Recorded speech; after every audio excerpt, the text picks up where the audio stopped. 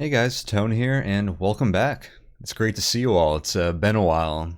Took a little break after the last NetHack series I did, the what 40 something episode Let's Play that we did, and then was participating in the November NetHack Tournament. So it's probably been about 2 months since I've done any content, so we'll start getting more stuff up there. And I'm back here today with I guess the first episode of a new NetHack series. We're going to be rewatching and commenting on a 21 conduct Ascension that I did for the NetHack tournament. I know you're thinking, 21 conducts? That's more than I've ever seen. It's more than vanilla NetHack even has, and that is accurate. The NetHack tournament had a bunch of its own custom conducts. So let's actually take a look at those right now. Here are all of the conducts that were included. So on the left we have the vanilla conducts that were done, and on the right you have the November NetHack Tournament conducts that were done. So starting on the left we had You Went Without Food, Foodless, which also incorporates vegan and vegetarian, so that is 3 conducts there. The primary challenges are not dying of starvation and getting no intrinsics through food. Also, you can't do things like eating rings for intrinsics. The main ways to overcome that are through prayer and polymorphing yourself into your own race to recover nutrition. Also, slow digestion is pretty important for that, having that ring. And with no other conducts considered, foodless actually isn't that bad with a ring of slow digestion. You can last 8,000-ish turns pretty regularly until you get hungry, or weak rather. And then you can just pray for food, and then once you're in Gehenna, you just need to find a source of controlled polymorph, really. Keep your nutrition up, otherwise you have to leave Gehenna to pray. Which honestly isn't too bad either, if it's necessary. And it's noteworthy that Polyself actually doesn't break the polymorph conduct either. So next was You Were an Atheist, the Atheist conduct. Now that is one of the easier conducts probably. Basically, the main things you need to overcome are not being able to crown, which is a good way to get resistances. You can't use an altar to curse test items. You can't donate to priest and get intrinsic protection like that. You can't sacrifice for luck. You can't sacrifice for artifact weapons. Can't pray, and you can't easily get holy water through prayer, which is one of the bigger downsides there as well. So you have to find holy water through another method. If you're not illiterate, you can get holy water through confused, blessed, remove curse scrolls. So more on that later. And foodless plus atheist combined get very tricky, and you'll notice that with a lot of conducts is they get difficult when combined in general. So foodless plus atheist means that you can't easily get to the intrinsics, the resistances that you would normally get through eating corpses by crowning, which is the way you normally overcome that. And you also can't pray to recover your nutrition. So those become very difficult in tandem, even if they're not too bad alone.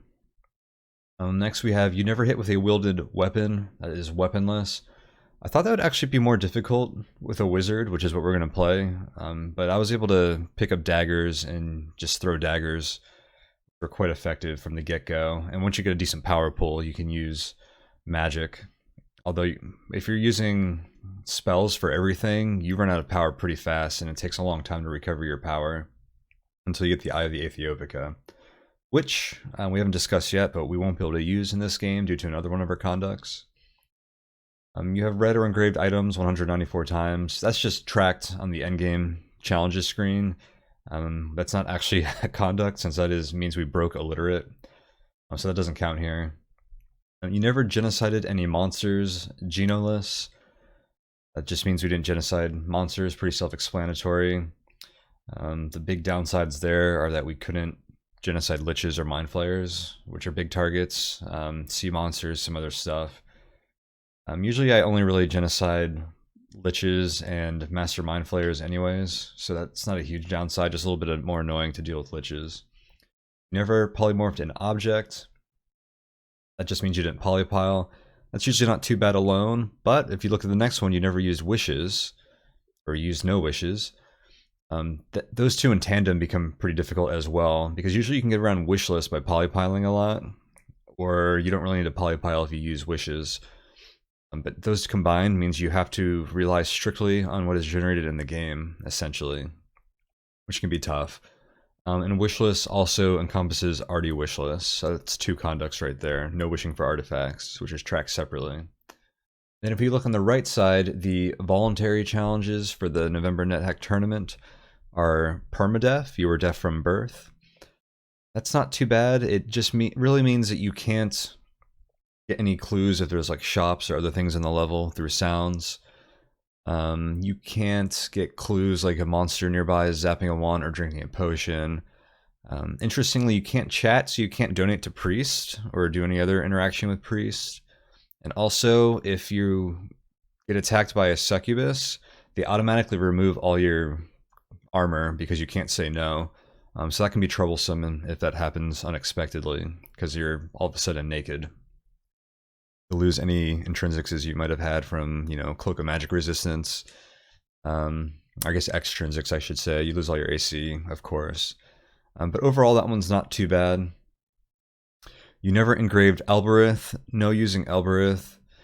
That one can be tricky until you get other escape tools, because Elbereth in itself is a good escape tool. But so we weren't able to do that here. You never died. That's Survivor. I believe that's tracked in Vanilla NetHack actually, but it's usually not counted as a conduct, along with the others for, you know, if you got 6 conducts in Ascension, that usually doesn't count, but that counts for this. That's one of the 21 we got. You never removed an item from a swap chest. So the swap chest is new content just for the November NetHack Tournament. It's essentially a box that you can put an item into and pull an item out of. If you coordinate with people, or if there's any good items in there, you can get some very nice items out of it. It's kind of like a free wish in a way, and it can allow you to do things that you can't do in Vanilla NetHack, like an illiterate wishless character could get +5 dragon scale mail, which normally isn't possible. But we didn't use that. You never allowed your quest nemesis to die, and here's actually a string of conducts that just mean you don't kill certain unique enemies that you normally have to kill. So you never allowed your quest nemesis to die. That means we didn't kill our quest nemesis. The dark one, because we were a wizard. The difficult part there is you need to get the Bell of Opening and probably your quest artifact. For most roles, again, we're playing artifactless, so that wasn't an issue for us, and that actually made the conduct harder, so we'll get to that. Most of these are overcome by polymorphing into a form that can steal, and stealing the item that you need. So that's how you overcome that. You never allowed Vlad to die, Vlad the Impaler. Same deal, you just have to polymorph into something and steal the candelabrum. Let's see, you never allowed the wizard to die. This one's more difficult. You do have to polymorph and steal the Book of the Dead. But also the wizard likes to come back and harass you, which is very problematic. In the past, I've seen a lot of people accomplish this conduct, because this conduct is actually included in some of the new the June NetHack variants for that competition. There's a trophy for it. And normally you get that one by using potions of paralysis, is what I've seen a lot of people do before. If you get a big stack, you can paralyze them and then get off the floor. And then if you just play through the endgame quickly, you don't have to run into him too much. You can also polymorph him, but that's difficult in its own right because he has very high MR, so you have to level drain him without killing him, which can be a challenge in its own right. So that's probably one of the more difficult ones, but it's not too bad if you know how to prepare for it. So we'll get to that later. You never allowed a High Priest to die, so the tricky part there is the High Priest of Moloch, but also you can't let any of the High Priests in the plains die, or if a priest happens to level up into a High Priest, they couldn't die. So again, you have to steal from the High Priest of Moloch the Amulet of Yendor. That's tricky because the High Priest of Moloch is very strong. It'll probably take you out of your polyform, But if you have potions of paralysis, you can deal with it without too much trouble. You never allowed a rider to die.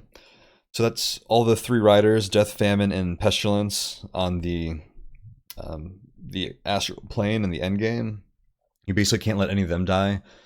And that's tricky because you can't use conflict, and you can't kill them yourself, so you have to avoid them. They're pretty easy to dance around with jumping. What I've found, because I did this several times during the tournament, is that, because it was a pretty good points bonus, is that it's actually tricky to keep them alive. You go through some hoops just trying to make sure that they don't die from crossfire from anything else, or from using conflict. And conflict is usually a good way to deal with the astral plane otherwise. You never touch an artifact. This one is pretty tricky, so that doesn't count the invocation items, of course, but no artifact weapons and no quest artifacts, which is particularly bad for a wizard, because that means you can't use Magic Bane, and you can't use your quest artifact, the Eye of the Aethiopica, which is what really lets you cast spells a lot. So we had to get creative on regenerating power in this game. Next is you never had a pet, petless. That's tricky, especially with Atheists, because you can't curse test items. And also you don't have a pet to help you out in the early game. And you also can't, use Taming or Charm Monster to get out of tricky situations. You can't get a powerful pet to help you in the mid and late game. And you also have to be careful with magic traps, which can inadvertently give you a pet. And then Bonesless, which I actually added here, that's why it looks a little different on the screen.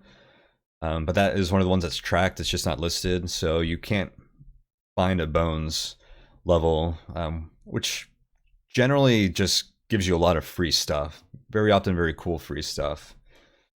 So that's something that just makes your game a lot easier usually. So we couldn't take advantage of that in this run. So those are the 21 conducts that we did. Alright, so let's get right back into the game itself. I'm watching the TTY rec file. I'm using JettyPlay, which is a great piece of software for viewing these. It's what I usually use if you've seen any of my other reviews that I've done, usually on Twitch. I think some of them might be archived on YouTube. And this was a long game. I think it was about 70,000 turns. That's about 35,000 turns that my games usually are. I think a lot of sections we'll be able to skip through large chunks, so we'll try to speed through things that don't matter. But there are also a lot of interesting things that happen in this game. I'm just overcoming some of these conducts. A lot of things that I did very stupidly to put myself into difficult situations, and then we had to get out of. And then also just bad luck, which, we had some good luck too. You need good luck to really pull off a conduct run like this. But just bad situations that happened that we had to get out of. So we'll take a look at all of that. So we started as a Male Elven Wizard. I was looking at this and the monk. The monk gets resistances as it levels up, but the Elven Wizard just has a lot of good stuff going for it. I was hoping for a scare tool, which we did not get. That would be an instrument like a tooled horn or a drum that can scare monsters away. It helps a lot with Elberethus. And we ended up with a wooden harp. But I decided to give this run a shot because we started with a Ring of Slow Digestion and a Wand of Polymorph. And so, since you're playing Foodless and Atheist, you really need to find a source of poly-self before you die of hunger, really. So the Wand of Polymorph is half of that. Now we just need a Ring of Polymorph Control. That's really our first goal of this game, is to get that Ring of Polymorph Control. So I think I do things like kick sinks for rings, and I also rush Sokoban to get rings, because they're guaranteed there. And then I go price ID those quickly, and identify them, and try to find a Ring of Polymorph, which I think we did find eventually. So let's get right into it. Actually, while we're at it, let's take a quick look at the other items we started with. Identify is nice, although that one's usually pretty easy to figure out on its own. But not having the ability to BUC test items, that's Bless, Uncurse, and Curse. Check that status of items. And also needing to find a Ring of Polymorph Control right away, that'll help us find that. The Scroll of Scare Monster is really nice, since we didn't get a scare tool and we can't use Elbereth. So that is a form of an escape tool right away. It's uncursed, and until we get Holy Water, which we cannot easily get because we're playing Atheist, and we can't repeatedly reuse that. But since that started in our inventory and not off the ground, we actually get to use that twice. Unlike when you find one on the ground, you can usually pick it up once, and then the second time you pick it up, it gets destroyed. Wizard Lock is a kind of useless spell. Potion Levitation, not that great. Paralysis, not that great. Water, really not that great. Holy Water would have been nice. Ring of Increased Accuracy, I think I used that, but that's not that great either. And then the Blindfold is nice, but since we're playing Foodless, we can't easily get Telepathy from Floating Eyes, so I don't think we really get a ton of value out of that right away. Anyways, let's start.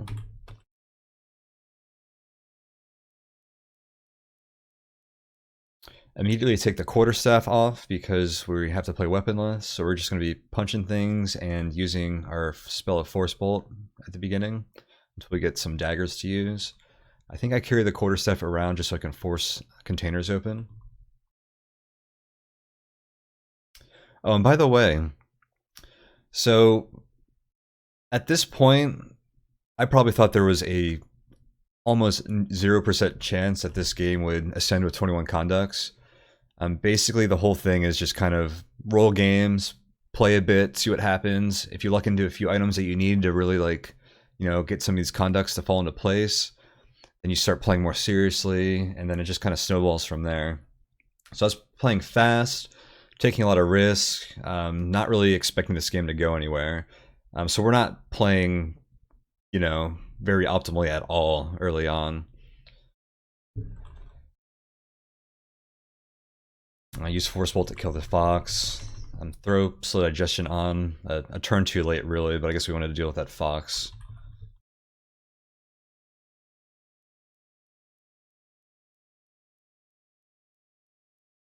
Punch the Grid Bug.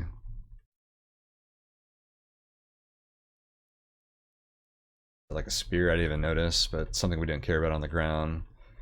Try to punch the Kobold Zombie, it doesn't work. Note that we're a wizard, we're not very good at punching, but we ended up using Force Bolt on him.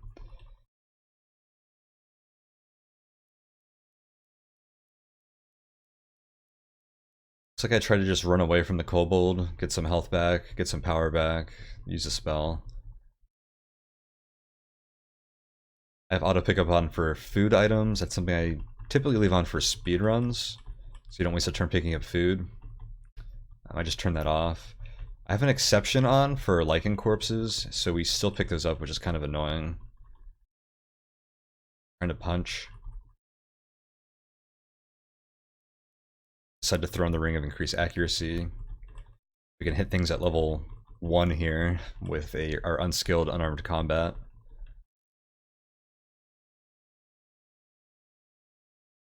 Our screen is a little screwed up here. Not really sure what that's about. JD Play might just not do Curse's size TTY Rex very well.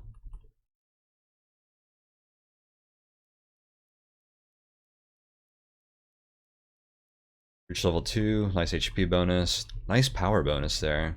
Oh yeah, look at our stats by the way too.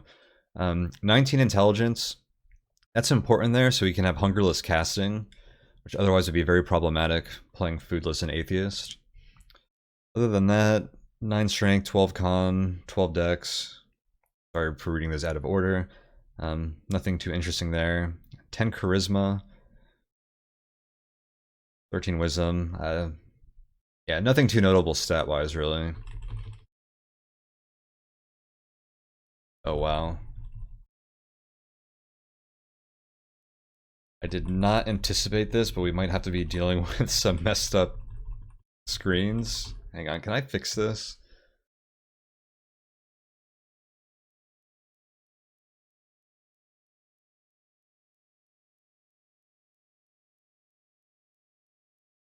That just stays screwed up, huh? Let me see if I can use another. I don't want to use another player though, because I really need to be able to move back and forth at my own pace here. Guess we're just gonna have to deal with this. And then, yeah. You heard it here first. We're just going to have to deal with the display issues. Hopefully they're not too bad going forward. But it's not too bad, but yeah, that's actually a room and not walls. So you need to look at what something was. I guess we can back up a little bit and see what was actually going on before the screen got screwed up.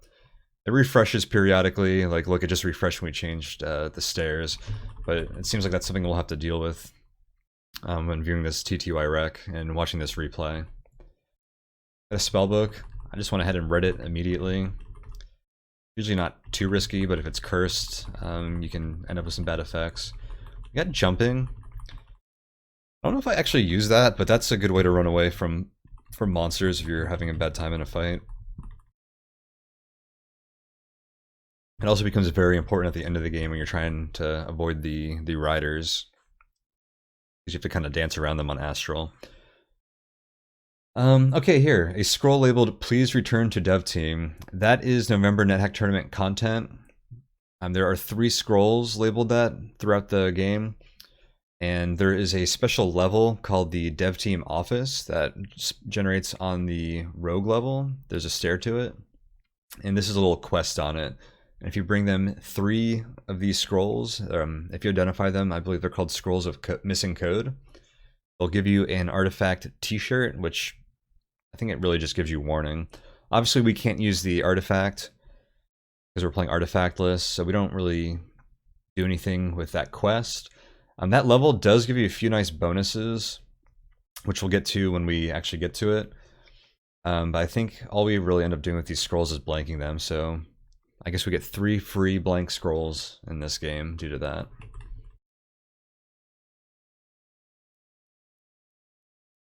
I don't know why I checked out that statue.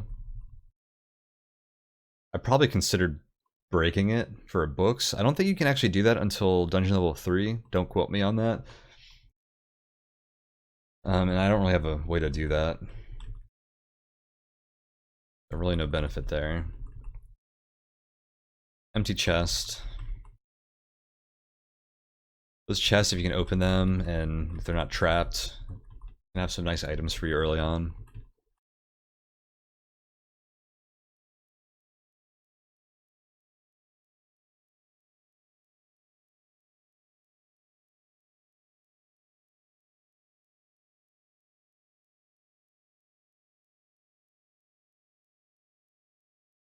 Jackal, looks like I tried punching it. A very tough battle. I'm just trying to force bolt.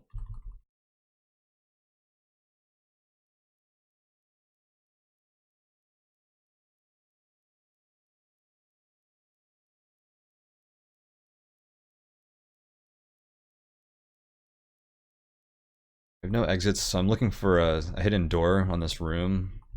There's probably one on the left. There might be one on the bottom. And there it is. Didn't find it the first time searching there, that's why we kind of walked around the room a bit. Gecko, this thing probably kick our ass with our unarmed combat here. Oh, we killed it eventually. Got the zombie. We have Mighty Fist for a wizard. Well, I force bolt that one. Wow, 3 geckos in a row. Back up to heal here. I try to shut the door, but I fail like a dozen times, it seems.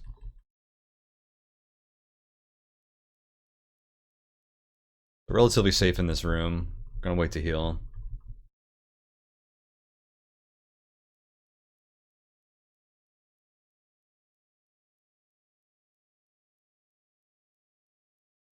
I can fast forward a bit.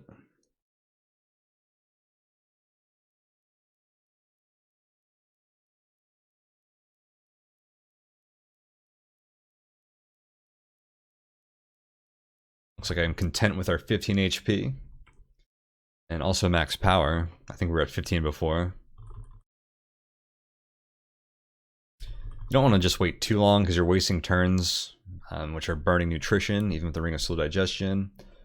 And also, you can generate more monsters, which can just become more dangerous. I learned through an interesting experience in the beginning of the game where I accidentally used or at the beginning of the tournament on a different game, where I accidentally used a bugle, which it's kind of silly in my opinion, but it actually angers all of the watchmen in Minetown, and I couldn't fight them at the time. I basically rushed Minetown, so I hid in a shopkeeper's shop. I think it was Izchak's shop.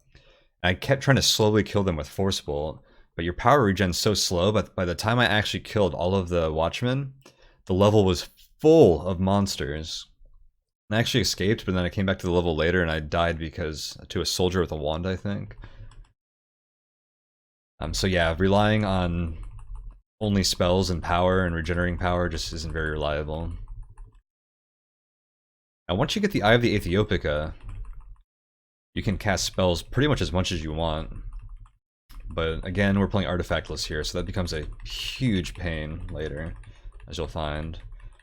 I always check the downstairs right away. It's nice to know where they are downstairs in case you fall down a trapdoor. Find a ring here, which is excellent. We're hoping for polycontrol. Again, polycontrol is how we're going to restore our nutrition.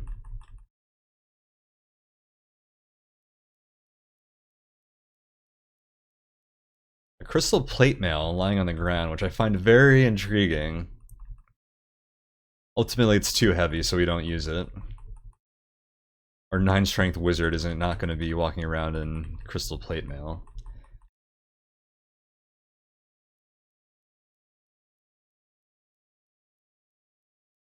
Okay, I can't find a door there, so I end up walking around.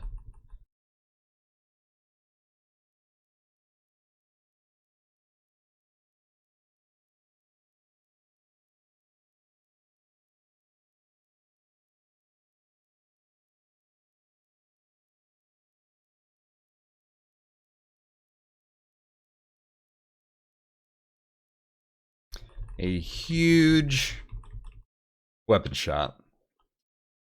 Too bad we're playing weaponless, huh? Fortunately, weapon shops do hold a few pieces of armor. We have to be careful for mimics here, because a mimic would easily kill us.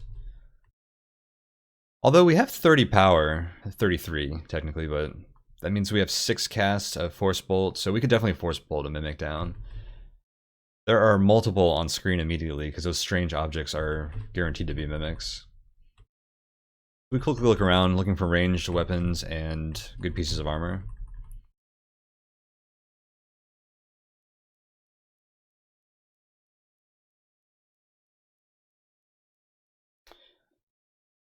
And kinda fast forward through this.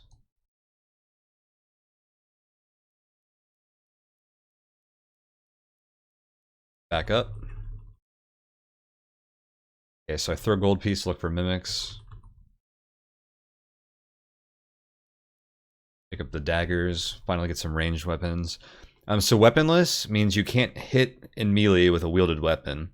If you throw weapons or shoot arrows or crossbow bolts, it doesn't break it. So that's why we end up looking for daggers as a priority here, so we can start using daggers as our primary mode of combat without breaking weaponless.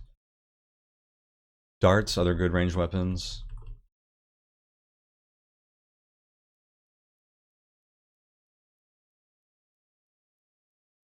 Fast forward again. I think I spent some time here trying to figure out what might be useful and what might not be.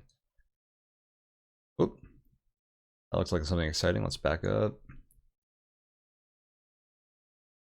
So this particular TTY rec was almost 4 hours. That's why I don't have a lot of precision with fast forwarding back and forth. It skips a pretty huge chunk of turns for 1 pixel basically on my bar here. I'm trying to fast forward. So hang on, let me back up here.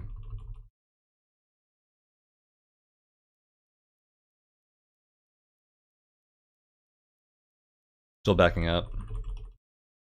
I'll try to let you guys know when I'm going backwards instead of forwards, because it can be jarring if I do that without telling anyone. Okay, so it looks like I picked up a few things. I have 8 darts, a crude dagger, and a dagger. For a total of 34 gold, and we have 36. I ditched the darts, and we buy the daggers. And I accidentally search instead of just waiting and detect the small mimic. Mistake number one. I do that a lot in shops. Basically, searching is pretty much always better than waiting. If you're just trying to rest. I was just waiting for the shopkeeper to get out of the way. So it's a habit to use the search command if I'm just trying to burn turns.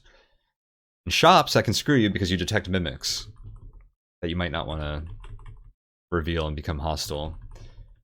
People were watching a lot of my games, spectating on Hard Fought on the server while I was playing, so throughout a lot of my games I was typing a little bit to the people who were viewing. So I I exclaim whoops because that was a mistake here. I just try to run. We get a chunk of our health removed by the mimic. Mimics are slow, fortunately, they're easy to run away from, and I shut the door. So once you get them out of sight, they usually go back to mimicking. So I shut the door and just leave. We got some daggers, we got what we want, we are on our way.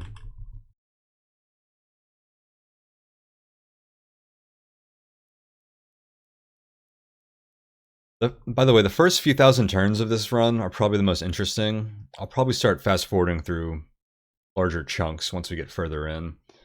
But the beginning of these runs are really what make or break them. So this stair is yellow, which means it's a branch stair, which means we found the gnomish mines. We come down and immediately are found adjacent to a gnome. Gotta force bolt that sucker.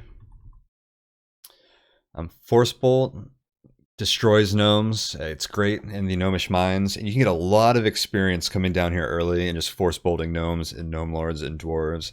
Just be wary of your power. We found a potion of blindness that gnome was either carrying or death dropped. And fortunately only blinded us for one turn, it seemed like.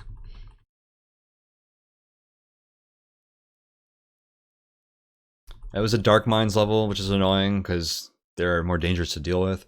Fortunately, we're an elf with infravision, so that helps with not dying very easily in the Dark Mines levels. Alright, looks like we're backtracking, so I'm going to fast forward. Happened here. Backing up.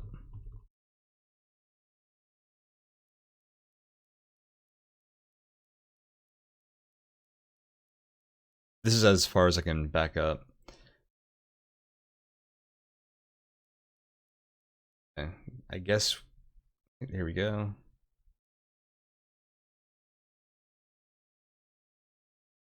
Right, we're just gonna back up from here. Let's figure out what happened.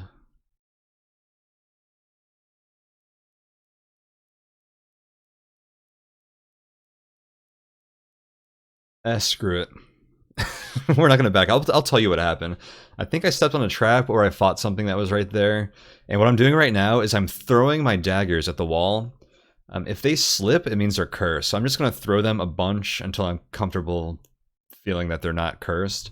And I'm gonna use one to pry the lock on this chest. We have to equip the dagger to open the chest, so I want to make sure it's not cursed because we don't want to end up wielding a cursed dagger. So I throw it a bunch, we eventually wield it, and then we force the chest open. Or attempt to. I broke a lot of daggers trying to open chests during this tournament, more than I feel like I ever have before. So that may happen. And the chest is empty. Lame. I identify it as non-cursed.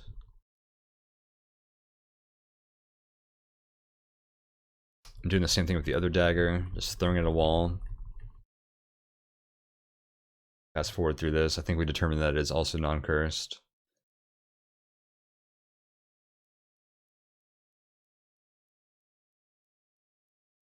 Right, looks like we came back downstairs. And we're exploring more. So the main reason I went back up was to check that chest. I knew there was a chest up there I wanted to check.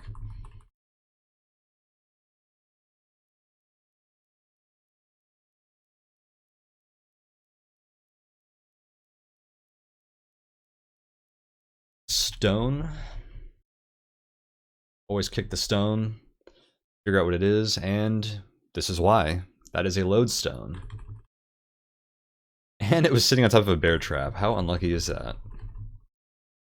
But we'll name the stone on the floor. You can name objects on the ground. It's one of the options for naming.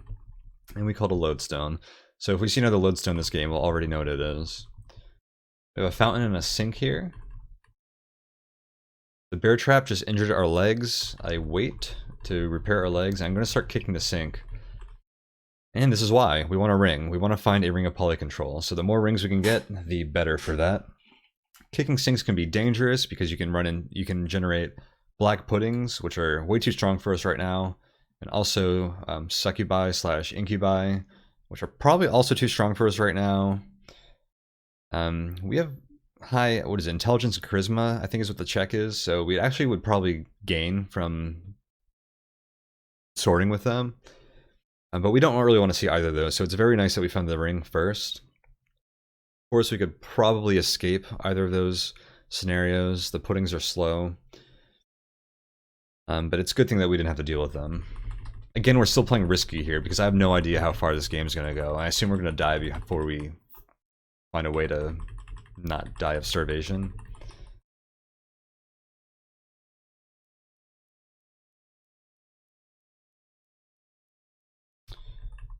Couple of rats here. I think I was trying to line them up for a force bolt, but the second one never seemed to come.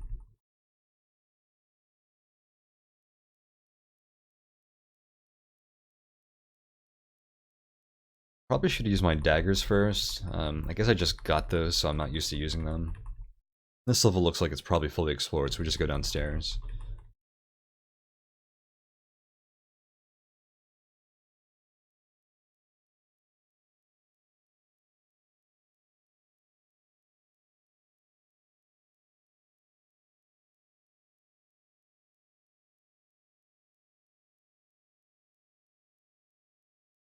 Another dev team scroll. And that's TNNT exclusive content.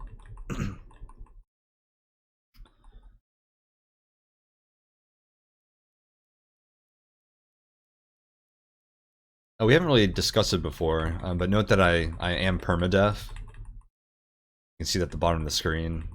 So we're not getting any indication of vaults on the floors, any shops, that kind of thing.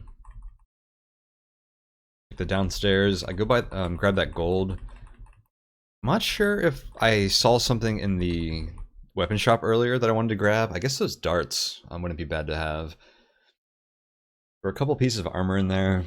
Generally, we just want some gold from Minetown as well. One of the reasons we're carrying around all these books, I'm probably going to sell them. There's also no reason not to since we're not burdened yet. The homunculus was peaceful because we are chaotic.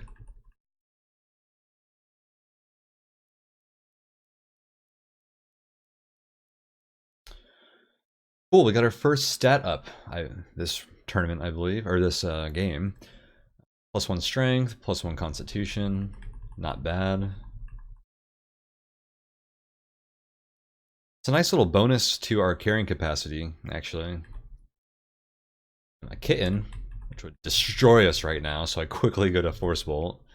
Oh, that dropped fencing gloves. We'll have to price ID those back at the weapon shop. Find out if they're magic or not.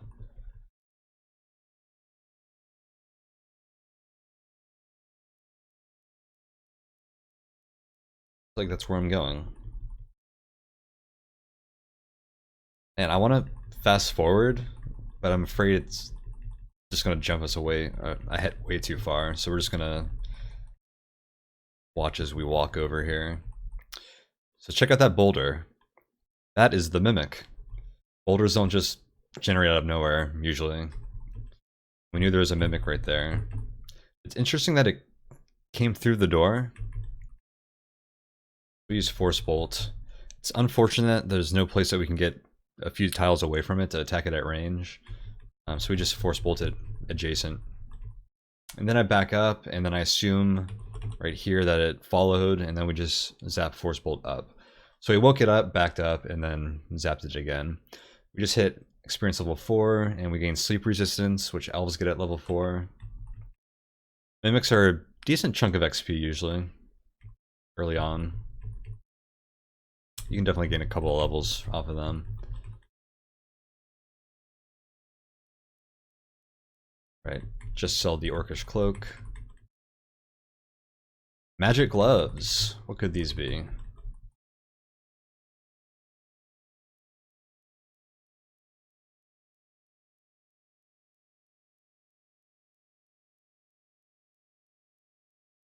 I apparently can't make up my mind of what convention to call this.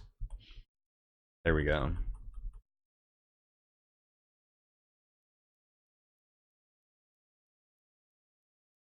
I could use the ID scroll on that to figure out what it is. Otherwise, we don't really have a good way of knowing if it's cursed or not. To accidentally put on cursed fumbling gloves right now would be awful. Even just negatively enchanted gloves would be bad. They could be, or at this point, they can't be leather gloves. I decided to sell my quarterstaff. We don't need that anymore. We don't really need that at all game. I probably wasn't going to bash any chests open with that anyways, because it's a blunt weapon, so you can destroy the contents.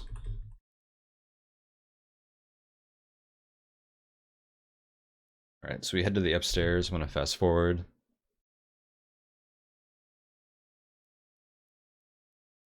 Wow, that went fast. So what just happened is we ran upstairs, I grabbed the crystal plate mail, and I brought it downstairs. I decided that it would be valuable to sell. Which it is. I think it's worth like 420 gold. 410. Sale price, not bad. Now we got some spending money. Let's find Mine Town.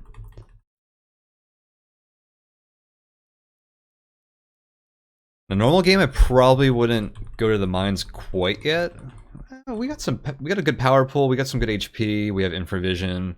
Even the dark mines level isn't too dangerous for us. But it's pretty important that we go there because of all the conducts we're doing. We need to find a solution to some of these conducts early. Namely, it's really important that we find a ring of polymorph control before we run out of nutrition. We've probably burned through a little under a quarter of the nutrition that we have. We probably get 7,000 to 9,000 turns, I would guess, before we go hungry. I'm just going to run around force bolting everything. And now we can get a lot of daggers here in the mines, because a lot of the gnomes carry daggers. We'll be able to get a nice stockpile of ranged items to use, ranged weapons.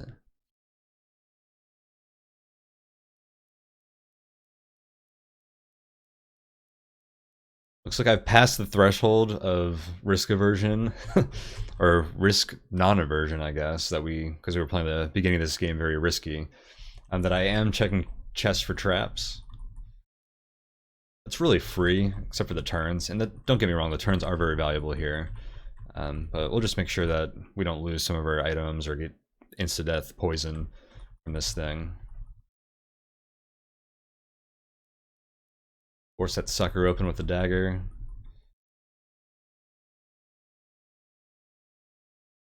It's in the box. Scrolls, a couple of spellbooks, and a potion. That is a nice chest. And a food ration we can't eat. Looks like I grabbed another lichen corpse. Like I said, I've been auto picking those up, which is just kind of an inconvenience. I probably grabbed that walking over when we were going to get that crystal plate mail.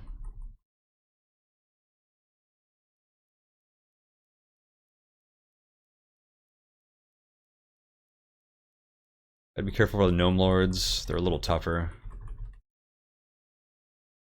Still pretty weak here. 30 HP, 9 AC, and our power pool is being used.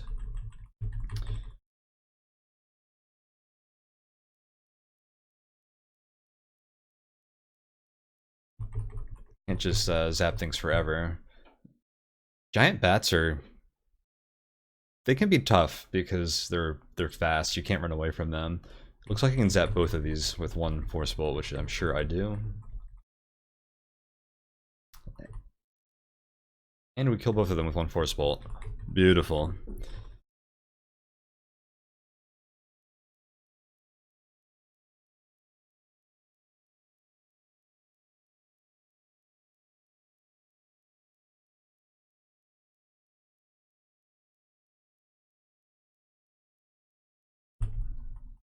Oh, an Elven Mithril coat. Dropped by that hobbit.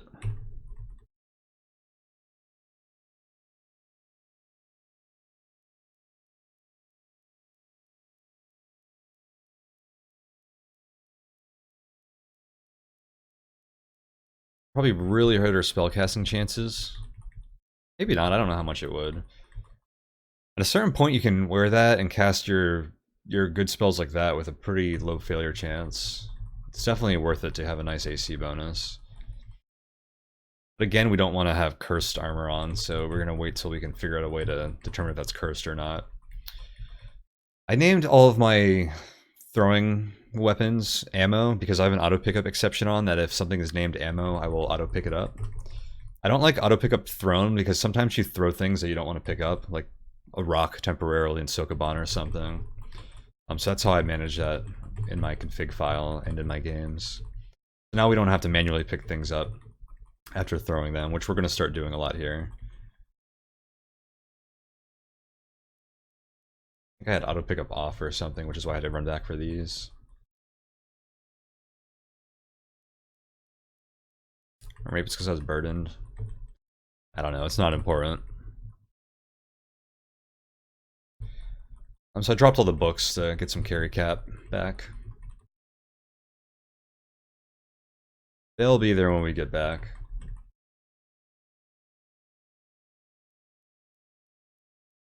And I am just feeling my way around the mines with no light source in the dark. And you'll notice what just happened. Sorry, I backed up so we could recap it.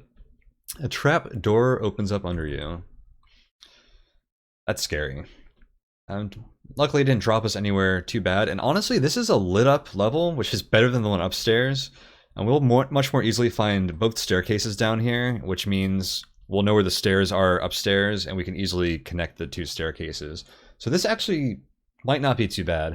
It depends what's around the corner, though, because if we get swarmed by gnomes and dwarves, which is probably what's going to happen, just because of how NetHack monster pathfinding AI and stuff works.